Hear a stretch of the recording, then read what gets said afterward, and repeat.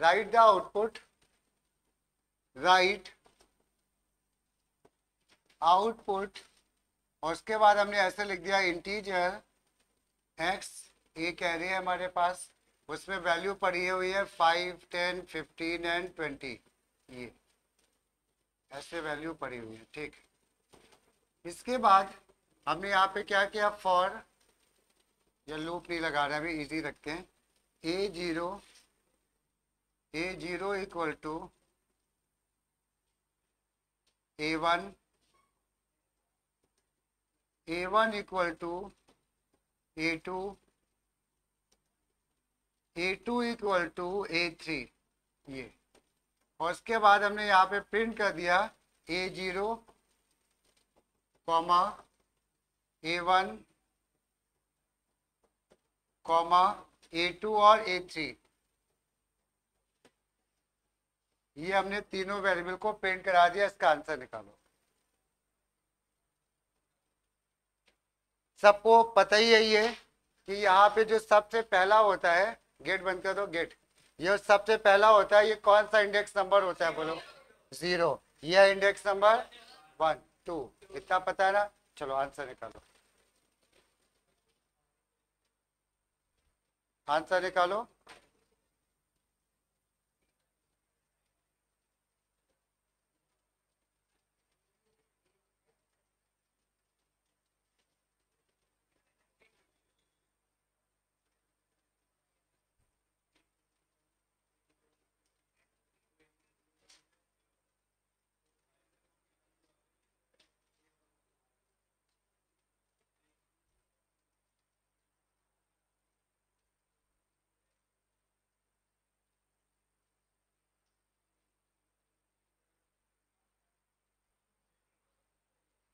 आया किसी को? हाँ बताओ जा। 10, बाकी लोग शांत है। 10, 15, 20, 20, और कोई बताओ किसी का आंसर का अलग आ रहा हो तो। सबका सेम आ रहा है, बहुतों का आ नहीं रहा मेरे ख्याल से। देखना यहाँ पे समझना, और इसमें आज हम लोग मेन पॉइंट डिस्कस करेंगे।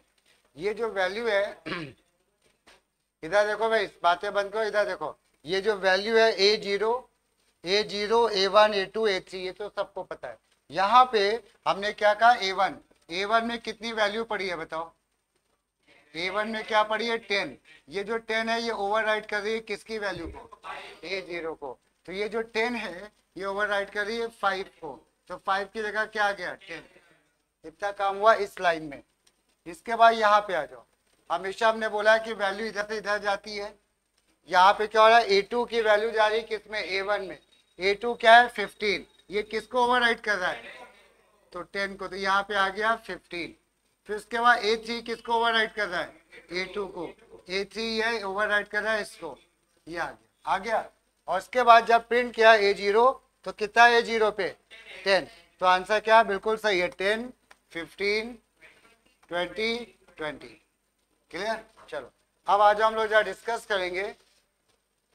अब हम लोग थोड़ा सा एक प्रॉपर प्रोग्राम बनाते हैं, ठीक है। और एक चीज का ध्यान रखना, कहीं पे नोट कर लो, array program must be written using scanner class. Array program must be written using scanner class.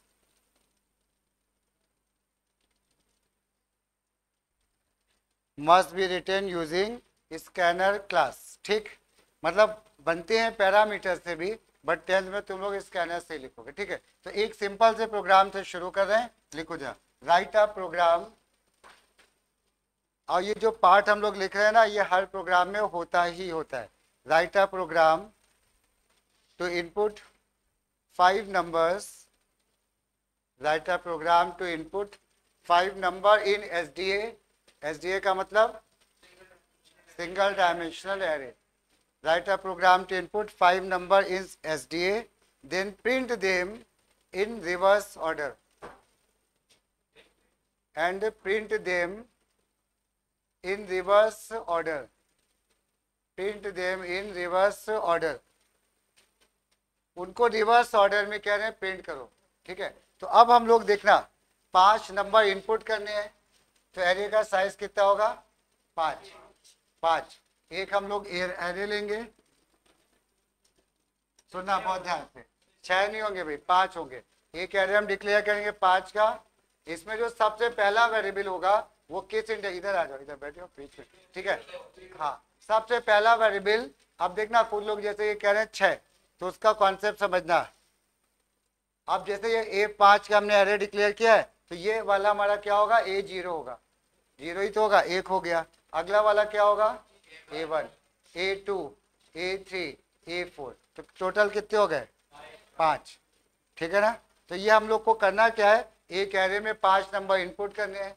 मान लो हम लोगों ने नंबर इनपुट कर दिए 10, ये हमने एक एरे बनाया और उसमें ये नंबर इनपुट कर लिए, तो क्या होगा, ये नंबर जाएगा किस इंडेक्स नंबर पे, A0 पे, ये A1, A2 और A3, ये A4 जाएगा। अब हमें इसको प्रिंट कैसे करना है, print reverse order. Reverse order का मतलब हम ये सोचे हैं कि आउटपुट जो है पहले 50 आए, 40, 30, 20 और 1 ऐसा आउटपुट आ जाए। ये क्वेश्चन समझ में आ गया। तो ये जो नंबर है 50, ये किस इंडेक्स नंबर पे स्टोर है बताओ, 4 पे। तो जब हम प्रिंटिंग करेंगे सबसे पहले किसको प्रिंट करेंगे, A4, फिर A3, A2, A1 और A0। पॉइंट समझ में आया। चलो आ जाओ, इसका प्रोग्राम बनाते हैं। ठीक, लिखना शुरू करो। इंपोर्ट लिखो, जा एक प्रोग्राम पूरा बनाएंगे, इंपोर्ट से लिखो। इंपोर्ट java.util.string लिखो जल्दी जल्दी। वह एरे को कोई भी इग्नोर मत करना, ठीक है ना, क्योंकि 50 मार्क्स का है, 45 मार्क्स का कम नहीं होता है, बार बार हम इस बात को बोल रहे हैं। तो हमने क्या किया, एक इंपोर्ट लिखा, क्लास का नाम हमने दे दिया मान लो रिवर, रिवर्स के लिए रिवर दे दो। एरे कोई कीवर्ड नहीं होता है, कोई क्लास का नाम देना चाहे तो एरे भी दे सकता है, ठीक है। तो यहाँ पे क्या हुआ, class river public static wide main, ये पब्लिक स्टैटिक, और फिर हमने बनाया ऑब्जेक्ट स्कैनर क्लास। ये तो हर प्रोग्राम की तरह इसमें भी होगा, ठीक है। अब हम लोग शुरू करेंगे। सबसे पहला काम, इसमें एक एरे को डिक्लेयर करेंगे और एरे का साइज कितना होगा 5, ठीक। तो अब हम एक एरे को कैसे डिक्लेयर करते हैं, और एरे डेटा टाइप क्या होगा, एरे का इंटीजर, नंबर स्टोर करने ना 5, तो हम इसको ऐसे लिखेंगे, इंट ए,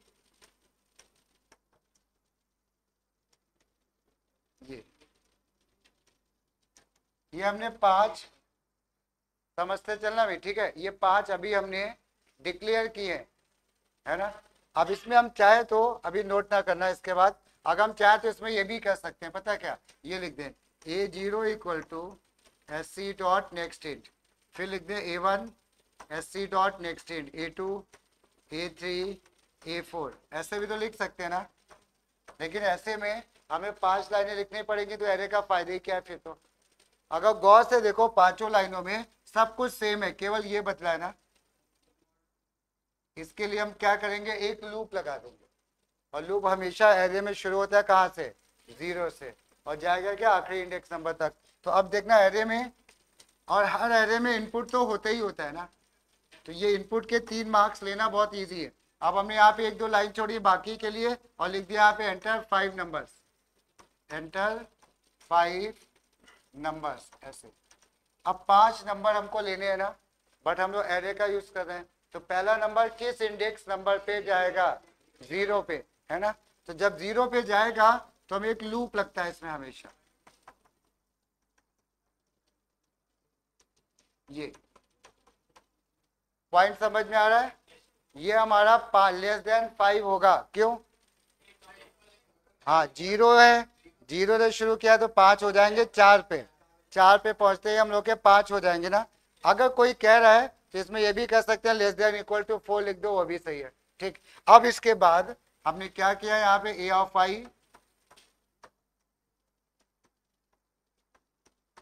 ये ऐसे A of I equal to SC dot next int.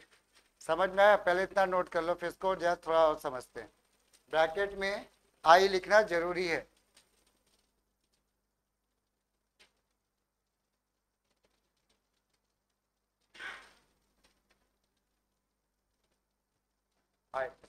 ठीक है, आई जो है I इक्वल टू ये, पॉइंट समझ में आया। अब इसके बाद ये तो समझ में आ गया ना, इसके बाद हमें इसको प्रिंट करना है किस ऑर्डर में, रिवर्स। तो हमने यहाँ पे एसओपी अरेंज में बोला एरे इन रिवर्स ऑर्डर, एरे इन रिवर्स ऑर्डर, ये एरे इन रिवर्स ऑर्डर। अब सबसे पहला कौन सा प्रिंट होगा बोलो, हाँ A4। तो for i equal to 4, i greater than equal to 0 और i क्या माइनस माइनस, और एसओपीएलएन में क्या a ऑफ i। ये कुछ समझ में आई बात। ये क्या हुआ, पहले कौन सा प्रिंट हो रहा है देखो, नोट कर लो इसको, जब हम 1 मिनट में आते हैं इसमें। 1 मिनट इधर जा देख लो, 1 मिनट शांत हो जाओ, थोड़ा वो जरूरी काम था इसलिए डिस्कशन उनसे हो रहा था। अब देखना यहाँ पे इस वाले प्रोग्राम में क्या हुआ, जब ये नंबर लूप चल रहा था पहली बार आई कितना था, पहली बार 0। तो जब 0 था तो इस वेरिएबल का नाम क्या हो गया बताओ, A0। जो भी नंबर तुमने टाइप किया वो A0 में गया, फिर लूप यहीं से घूमता रहा ना। अब अगली बार क्या हो गया A1, फिर क्या हो गया A2, A3, ऐसे तो चलेगा। और ये जब I5 होगा तो ये लूप क्या हो जाएगा, फॉल्स। जब ये लूप ही फॉल्स हो जाएगा तो ये तो चलेगा नहीं। अब इसके बाद यहाँ पे आ जाओ, हमने ये तो हो गया, तुमने ऐसे जैसे ये प्रोग्राम चल रहा है ना, तो मॉनिटर पे ऐसे लिख के आएगा एंटर 5 नंबर, और कर्सर यहाँ पे ब्लिंक कर रहा है। कर्सर किस बात के लिए ब्लिंक कर रहा है, कि वो हमें वैल्यू दो, और पहली बार इस वेरिएबल का नाम है A0। तो तुम जो भी नंबर दोगे, तुमने दे दिया मान लो 5, तो इसमें A0 में 5 आ गया। फिर उसके बाद जैसे ही तुमने एंटर की वो वापस गया, I हो गया 1, कंडीशन 2 है, फिर ये वाली लाइन जनरेट हुई। तो अब वो फिर से कर्सर ब्लैंक कर रहा है, ब्लिंक कर रहा है, किसके लिए, सेकेंड। यानी वो A1 के लिए वैल्यू मांग रहा है, 5 दे दी। अब वो एक एरे में स्टोर हो गई, क्योंकि ओवर राइटिंग नहीं होगी क्या, ये बताओ, नहीं। क्यों ओवर राइटिंग यहाँ पे क्यों नहीं हुई, क्योंकि 5 ये अलग अलग वेरिएबल है। अगर हम इसके जगह यहाँ पे AI में हम ये कर देते, ये मान लो हम ये लिख देते, तो क्या होता, अगर हम ये लिख देते इससे क्या होता, पहली वैल्यू A पे आती, अगली बार वाली आती, फिर वो A पे आती। तो ये दोनों में फर्क है। लूप से भी काम हो सकता है, बट यहाँ पे वो नंबर जो होते हैं वो सेव नहीं होते, इसलिए हम लोग एरे का इस्तेमाल करते हैं। ठीक, ये समझ में आया। अब यहाँ पे हम इसको ऐसे भी प्रिंट कर सकते थे, चाहते थे हम ये लिख देते क्या, SOPLN A4 लिख देते। इससे क्या होता बताओ, ये हम ना लिखते तो A4 लिख देते, SOPLN क्या लिख देते A3, फिर SOPLN क्या लिख देते A2, ऐसे हम लिख देते, पांचों प्रिंट हो जाते। लेकिन 5 तो ठीक था, अगर 500 होते तो फिर बहुत लिखना पड़ता। तो इसके लिए, लेकिन लूप में अगर हम यहाँ पे 5 की जगह 500 नंबर इनपुट करने होते, है ना, हम ये कह रहे थे input 500 number then print them in reverse order, तो क्या क्या चेंज आता, सुनो ऐसे देखना, नोट नहीं करना, क्या चेंज आता है इस वाले में, एरे का साइज हम फिर 500 बनाते ना, एरे का साइज बनता क्या 500। समझ में आई बात, और कुछ नहीं चेंज करते। अब यहाँ पे एंटर 500 नंबर्स, इसमें क्या चेंज आता बोलो, 500 हो जाता। इसमें क्या कोई चेंज आता, नहीं आता। इसमें क्या होता 499। मतलब ये समझ लो कि एरे का ये एडवांटेज है कि जितने भी नंबर यहाँ पे 5 लाख होते तब भी इतने ही लिखना पड़ता। ये हम लोग का एरे का एडवांटेज है। ठीक है, अब जो एक दूसरा क्वेश्चन, और यहाँ पे वेरिएबल कितने डिक्लेयर हुए, इंटीजर I, एक ही तो आया एक्स्ट्रा। ठीक, एक अब प्रोग्राम लिखो, input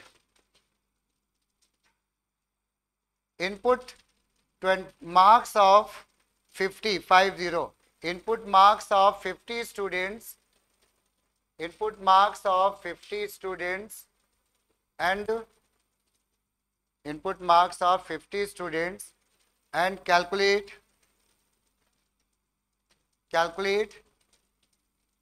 the sum of all the marks, then calculate the sum of all the marks along with average marks of class, along with average marks of class, then print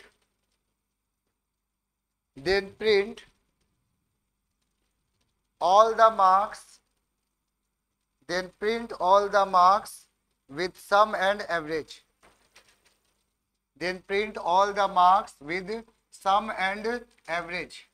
ठीक है, सम और average भी print करना है, question समझ में आ गया कि नहीं? तो जरा स्टार्ट करो। अब यहाँ से सीधे सीधे स्कैनर से लिखो, ये सब छोड़ दो, ये सब तो पता ही है ना सबको। तो ठीक है, लिखना शुरू करो। हम भी लिखते चल रहे हैं। क्वेश्चन समझ में आया? 50 बच्चे हैं इस बार। एरे कितना बड़ा डिक्लेयर होगा? 50 का। और मार्क्स तो पॉइंट में नहीं होते, इंटीजर में। तो इंटीजर में डबल में लेना चाहे तो ले सकते हो, गलत नहीं है।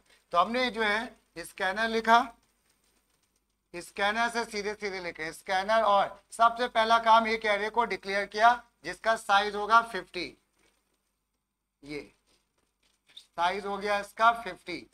कोई प्रॉब्लम अभी? लेकिन ये एरे डिक्लेयर हुआ है, अभी मार्क्स नहीं आए हैं।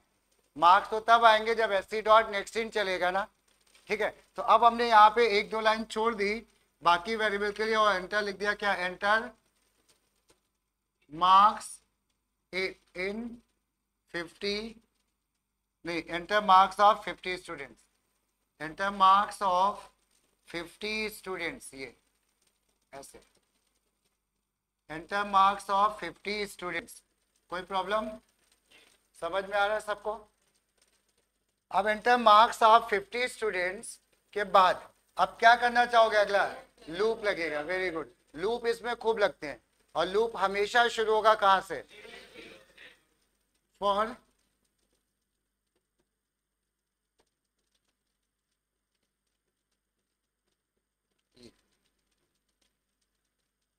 ठीक है। अब इसके बाद हमने क्या करा? A of i s c dot next int, a of i equal to s c dot next int. ये क्या हुआ? मार्क्स आ गए ना। हमें क्या करना है इस मार्क्स का? यानी 50 बच्चों के नंबर जोड़ने हैं और उनका एवरेज भी चाहिए। तो हम एक काम ये करेंगे, जैसे ये नंबर आया हम इसको एक एक्यूमुलेटर में ऐड कर लेंगे, अगला आएगा उसको भी एक्यूमुलेटर में ऐड करेंगे। फिर समझ में आया? तो हम क्या करेंगे, यहाँ पे ब्रैकेट लगा के क्या कर लेंगे बताओ?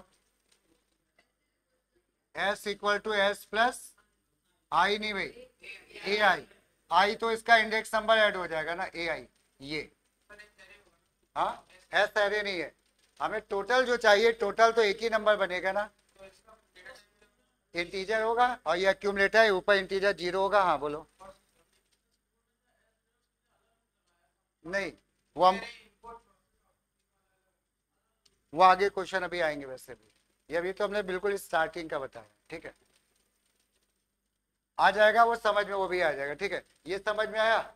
वो मतलब बता समझिए, वो अलग अलग लूप से कर रहे हैं तो वो लेंदी हो जाएगा, बट जरूरत नहीं। हाँ, ये समझ में आया सबको?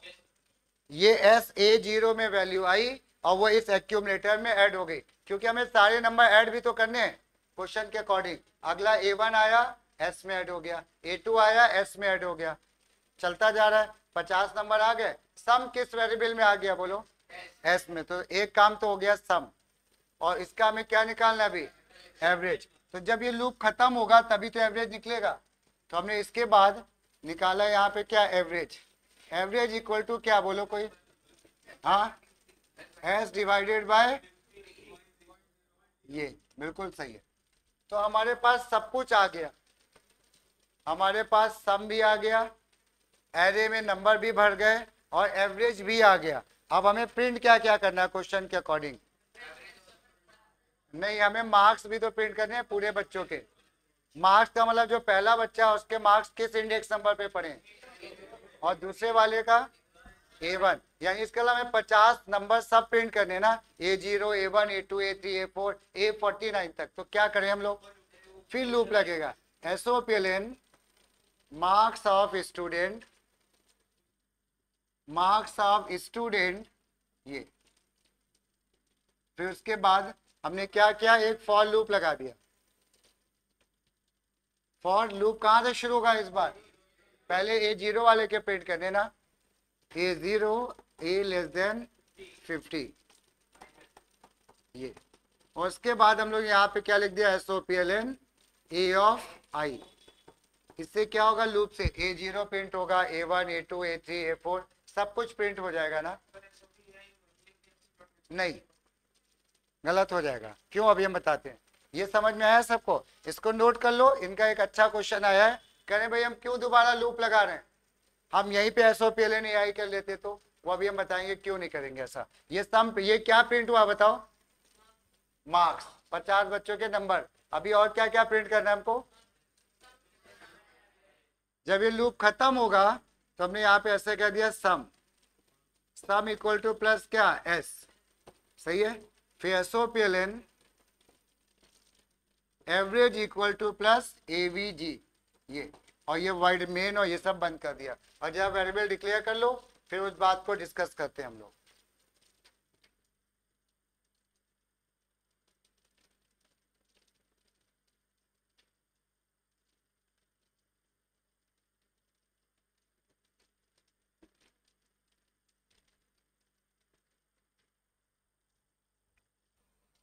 अब एक चीज और देखना, इन्होंने एक छोटा सा, या 2 मिनट रुक जाओ फिर उसके बाद खत्म ही करते हैं, ठीक है। तो सुनना, इसमें क्या किया, ये कह रहे हैं कि हम यहीं पे प्रिंट करा देते, दोबारा लूप क्यों लगा रहे हैं। तो देखो क्या होता उससे, यहीं पे प्रिंट कराने में प्रॉब्लम क्या थी, हम यहाँ पे ऐसा लिखते ना, हाँ वो मतलब एक ही बात है, यहाँ मान लो ये A of I प्रिंट, वो तो वैसे भी अपना काम अलग कर रहा है। अब क्या होता सुनना, मॉनिटर पे लिख के आ रहा है एंटर मार्क्स ऑफ 50 स्टूडेंट, लिख के आ रहा है, और फिर यहाँ पे कर्सर ब्लिंक कर रहा है।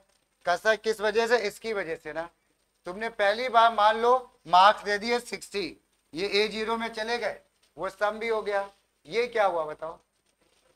अब तो ये पूरी लाइन प्रिंट होगी ना, 60 के बाद तुरंत प्रिंट हो जाएगा मॉनिटर पे क्या 60, फिर वापस गए तुम, अब आई क्या हो गया 1, अब फिर तुम एक मार्क्स दे रहे हो मान लो 90, 90 के बाद क्या हो गया 90, ये गलत दिख रहा है, मतलब जो नंबर इनपुट किए वही प्रिंट हो रहे हैं। हम क्या चाह रहे हैं, पूरे 50 बच्चों के मार्क्स एक साथ आने चाहिए। कुछ पॉइंट समझ में आया।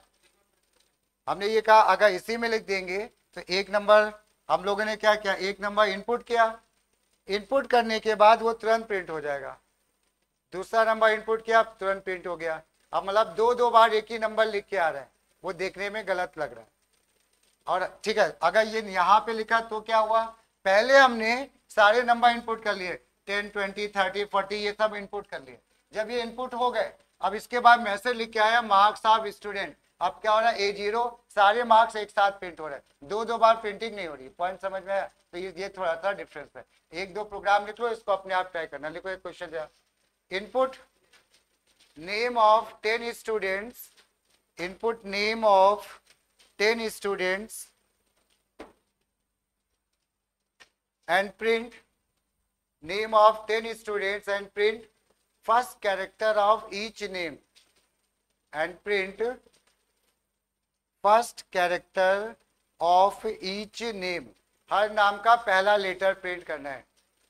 समझ में आया? थोड़ा सा दिमाग लगाना हो, एक क्लास में और लिख लो जा। Input 100 numbers, input 100 numbers in SDA, then calculate the sum of even and odd numbers separately, input 100, क्या बोला था हमने, 100 numbers and calculate the sum of even and odd numbers separately, then print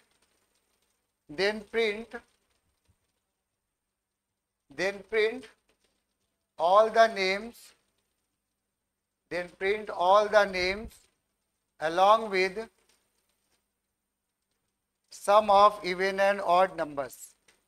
आसान से क्वेश्चन है, ठीक है, कर लोगे ना। चलो बस इतना ही रख लो।